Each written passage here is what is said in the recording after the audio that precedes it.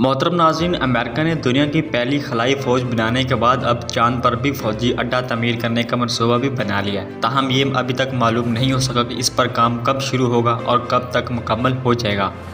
گزشتہ دنوں امریکی فوج کی انگیج اسپیس کانفرنس سے خطاب کرتے ہوئے یو ایس اسپیس کمانڈر کے سربراہ جان شاہ نے باضابطہ طور پر تصدیق کر چکے ہیں کہ امریکہ مستقبل میں کسی متوقع طور پر اپنے فوجیوں کو خلا میں اور چاند پر تعینات کرے گا۔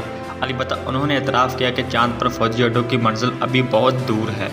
ایک خلائی پرواز کا خرچہ کروڑوں ڈالر میں ہوتا ہے، جبکہ چاند پر صرف چند انسان کو اتارنے کے اخراجات اربوں ڈالر پر پہنچ جاتے ہیں۔ ظاہر ہے کہ چاند پر بستی تعمیر کرنے کے لیے سینکڑوں پروازوں کی ضرورت ہوگی، لہٰذا صرف ایک چھوٹا سا فوجی اڈہ تعمیر کرنے پر بھی کھربوں ڈالر خرچ ہونے کا امکان ہے۔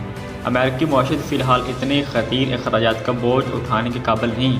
اس کے باوجود یو ایس اسپیس فورس اور امریکی خلائی ادارے ناسا نے گزشتہ ہفتے ایک معاہدہ کیا ہے، جس کے تحت یہ دونوں ادارے انسانی خلائی پرواز اور سیارہ زمین کے دفاع سے متعلق درجنوں منصوبوں پر باہمی اشتراک و تعاون کے ساتھ کام کریں گی۔ ان منصوبوں میں موجودہ روبوٹ ٹیکنالوجی میں مزید جدت لانا بھی شامل ہے، تاکہ وہ چاند یا دوسرے ستاروں پر پوری آزادی اور خود مختاری کے ساتھ کام کر سکیں۔